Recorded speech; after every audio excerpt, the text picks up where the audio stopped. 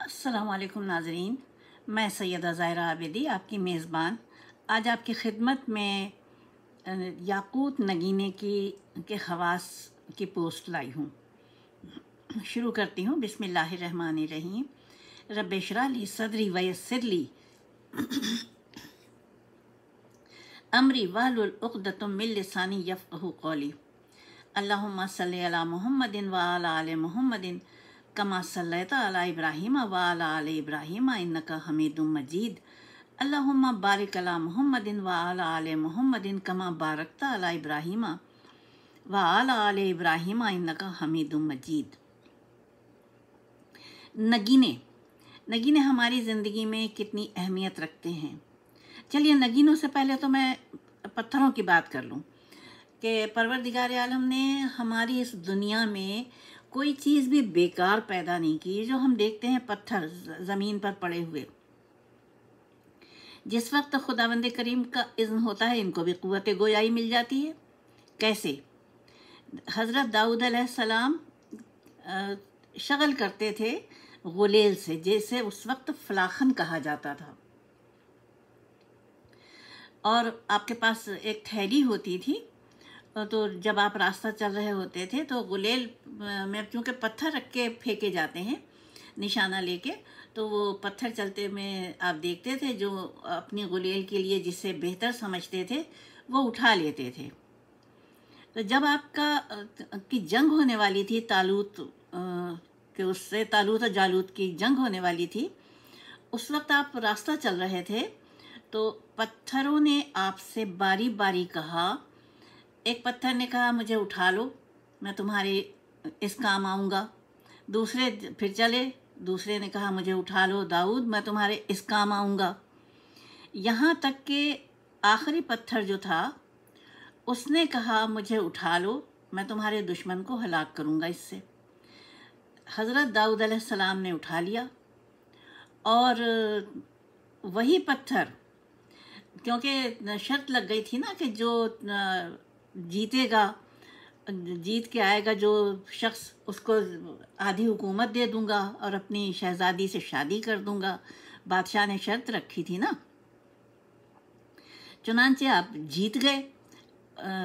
आपने जो आखिरी पत्थर था वो अपने गुलेल में रख के जो उसको मारा, तो उसका सर दो टुकड़े हो गया दुश्मन बादशाह का, और आप फातेह बन के आए। और फिर इस तरह से आपको बेहिसाब दौलत मिली और हुकूमत मिली। तो पत्थरों की बात हो रही है ना, कि पत्थर बेजान नहीं होते हैं, इनमें भी जान होती है, लेकिन ये बोलते उस वक्त हैं जब इनको खुदावंद करीम इज़्न अता करता है।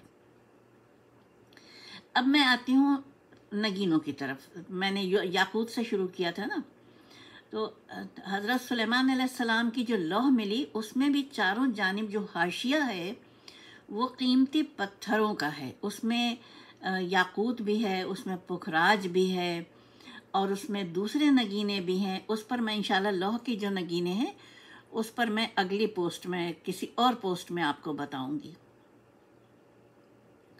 अभी हम याकूत की बात कर रहे हैं।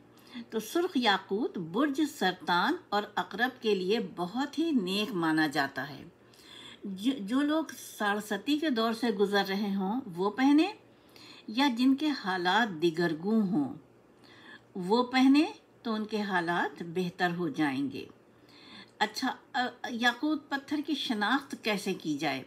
देखिए, और पहना क्यों जाए, कैसे पहना जाए, रास आएगा कि नहीं आएगा, उसके लिए सबसे पहले इस्तिखारा कर लेना चाहिए। इस्तिखारा दो तरीक़े से होता है।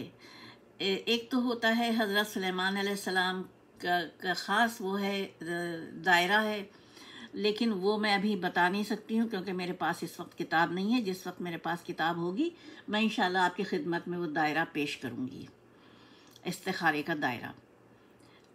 और दूसरा तरीक़ा जो है वो है कि आप उसके ऊपर जो भी नगीना आपको पहनना है, सूरे आयतल कुर्सी अपने हस्बे मक़दूर पढ़ के उस पर दम कीजिए।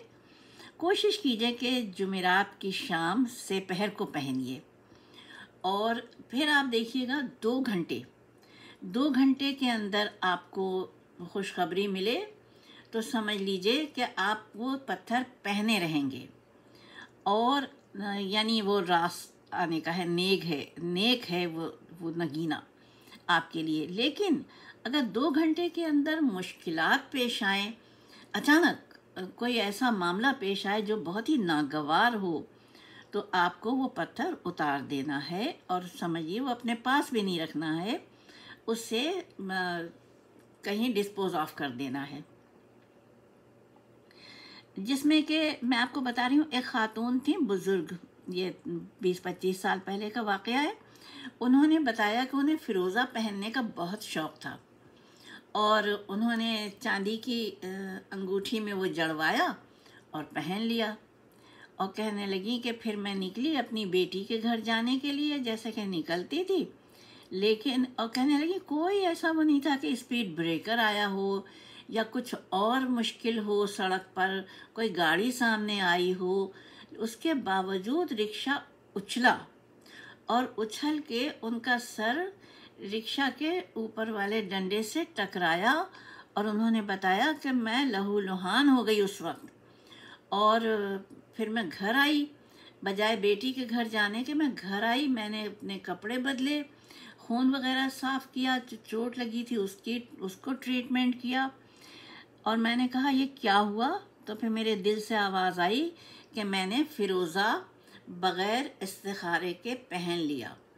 تو کوئی بھی ہو، فیروزہ ہو، پکھراج ہو، یاقوت ہو، سوائے عقیق کے، عقیق تو مومن کا پتھر کہا جاتا ہے، تو وہ آپ پہن سکتے ہیں، لیکن وہی ہے کہ جمعرات کی شام میں سورہ آیت الکرسی پڑھ کے اس پہ دم کر کے، اور پھر اللہ تعالیٰ سے دعا کر کے پھر پہنیے۔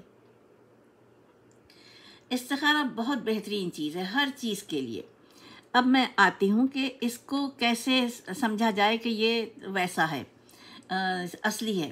تو قیمتی پتھر ہمیشہ ایسے قابل اعتماد جوہری سے خریدیے جو کہ اصلی جواہرات کی اعلیٰ پرکھ رکھتا ہو۔ اور بہت سے لوگ کہتے ہیں، جیسا کہ اس میں لکھا ہوا بھی ہے، کہ یاقوت کو صبح سویرے سورج طلوع ہونے سے قبل اس کی انگوٹھی پہنی جائے۔ ظاہر نگینہ تو پہلے آپ جڑوا چکے ہوں گے، لیکن اس میں لکھا ہے میرے پاس جو مضمون ہے کہ نگینے کا وزن 3، 5، 7، 9 یا 11 رتی تک ہونا چاہیے، جبکہ یہ 3 رتی جو ہے یہ صحیح نہیں ہے میرے خیال میں، کیونکہ میں نے کم سے کم جو پڑھا ہے وہ ہے نگینے کا وزن کم سے کم 4 رتی ضرور ہونا چاہیے، تاکہ اس کے اچھے نتائج حاصل کیے جا سکیں۔ اب اس کے فوائد کیا ہیں؟ تو اس کو پہننا ہے شہادت کی انگلی میں، اور درمیانی انگلی میں پہننے سے یہ ہوتا ہے شہادت کی انگلی میں کہ مالی طور سے مستحکم ہو جاتے ہیں، اور یہ پتھر ازدواجی زندگی کو بہتر بنانے میں مدد کرتا ہے، اور جن کو کہ اپنی شادی شدہ زندگی میں رکاوٹوں کا سامنا ہے، وہ یہ پتھر اپنے بائیں ہاتھ کی دوسری انگلی میں، یعنی چھوٹی انگلی کے برابر میں جو انگلی ہوتی ہے اس میں پہنیں۔ بس آج کی میری اتنی پوسٹ ہے۔ وآخر دعوانا الحمدللہ رب العالمین، والصلاۃ والسلام علی خیر المرسلین وآلہ الطیبین الطاہرین۔ اپنی میزبان کو اجازت دیجیے، اگلی پوسٹ تک کے لیے خدا حافظ، فی امان اللہ۔